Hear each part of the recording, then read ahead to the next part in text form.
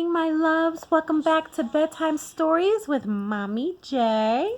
And we are going to continue the second part of chapter 1. And you see we have a special guest. That is my grandpup, Oliver, right there.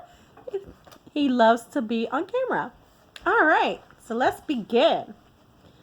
And we are on our second book, The Day My Butt Went Psycho! And it's based on a true story and it's by Andy Griffiths.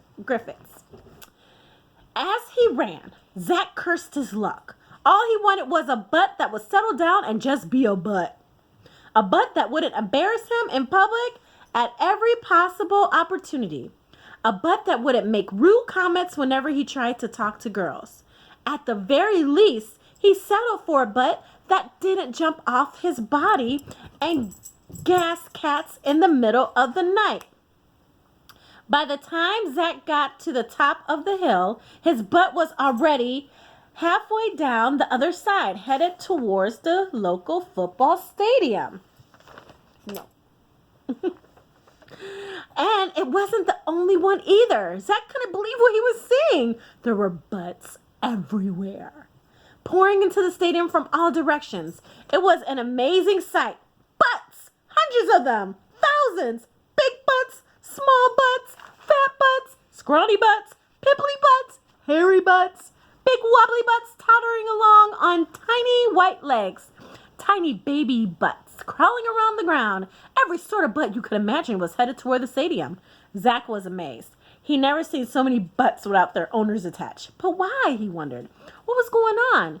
Zach crept quietly down the hill in the darkness and crossed the road to the wooden fence surrounding the stadium. A large group of butts was approaching him from the left. Big butts, and they looked mean. Zach looked all around for somewhere to hide. On the other side of the stadium, there was a large grandstand, but it was too far away. To his right, however, there was a small wooden hot dog stand. Zach hesitated. The butts were getting close. He dived over the counter. The group of butts passed by him, muttering excitedly. Zach couldn't understand what they were saying, but he could smell it all right. He didn't dare to poke his head up for at least 5 minutes after they had passed.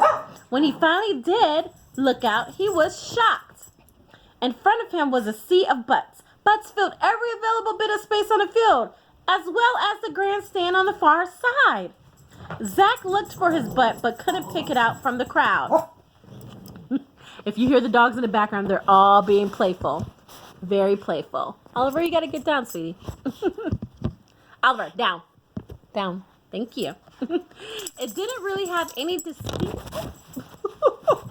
He knocked down my stand. Oh my goodness. He's just so cheerful. He's so happy to be over Jaja's house today.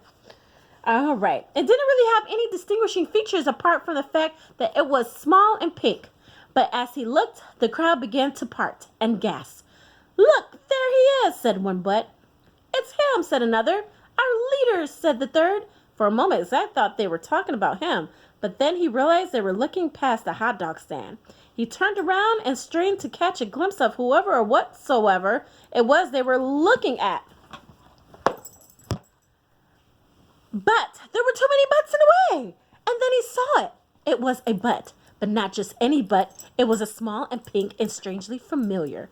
It was his butt. Zach couldn't believe it. He watched as his butt made its way through the crowd.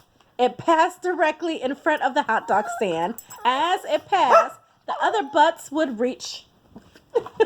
Excuse me, guys. I'm trying to get the dogs together. The other butts would, let's see where I was at. The other butts would reach out and try to touch it like it was some kind of celebrity. Occasionally, Zach's butt would touch one of the hands extended toward it, but mostly it was protected by a group of 4 butt guards. 2 walked in front of it, pushing aside any butt that tried to get too close. The other 2 followed a few paces behind, protecting it from the rear. Zach's butt reached the scoreboard, climbed up a small ladder, and then walked across a narrow platform that ran along the bottom. When it reached the middle of the platform, it stopped. The butt guards remained on the ground and formed a line to keep the crowd from surging forward. One of the guards was shining a flashlight on Zach's butt. The light on it from below made it look quite sinister. Zach wiped his brow. This can't be happening, he said to himself. It can't be happening. It can't be happening. But it was happening. Zach's butt raised the butt trumpet to its mouth and blew a long, loud note. The whole crowd became silent. Then Zach's butt began to speak. Brothers and sisters, it said quietly, you know why I have called you here, so let me get straight to the point. For too long we have been forced to do the dirty work for the human race. For too long we have been laughed at, smacked, pinched, kicked, sat on, and generally guarded as figures for fun. For too long we have been denied our rightful place on top of the neck where we belong. There was an enormous cheer from the crowd. Zach blocked his nose and wiped his eyes. When one butt talks, it's bad enough, but when thousands talk at the same time, well, it's not pleasant to say the least. After a few minutes, the cheering died down. But what can we do? Said a bony butt in the front row. We're just butts. Zach's butt stepped to the edge of the platform, the flashlight making it look more sinister than ever. No, my friend, it said. Divided, we are just butts, but united, we have the potential to be the most powerful force on the planet. Right now, on an island in the sea of butts, butts from all over the world are working around the clock to fill an extinct volcano. When it is full, it will become the greatest butt-cano in the history of the world. And when it erupts, it will be devastating enough to knock out every human being on Earth. Zach's butt paused, enjoying the dramatic effect its word had on the assembled butts. That, my brothers and sisters, it said, will be when we strike. We will swap places with the heads and assume my rightful position on top of the neck. By the time the humans come to, the age of butts will have begun, and there will be nothing anybody can do to stop us. The butts began cheering again. Zach lowered himself behind the counter and grimaced, trying to make sense of his butt's crazy plan. Butts taking the place of heads, heads taking the place of butts. The idea made Zach's stomach turn. His butt had to be stopped. He had to tell the local butt catcher what was going on, even if it meant that his butt would end up in jail. But how could he get to the butt catcher, wondered Zach. He was stuck in a hot dog stand surrounded by thousands of deranged butts. He wasn't going anywhere. He peeked over the top of the counter. Just then a butt ran screaming through the grates, followed by the butt catcher. Help! Called the butt. He's got a butt magnet! The butt catcher was holding what looked like a mini satellite dish in his outstretched hand.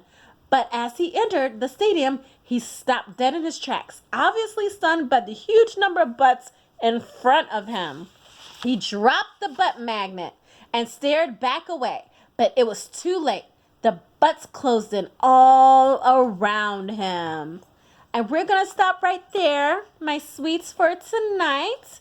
That was the second section of chapter 1. This is a very long chapter. All right, guys, make sure you brush your teeth, say your prayers, and many, many truly hugs and kisses and much love from Mommy J. Mwah! Good night, sweet dreams.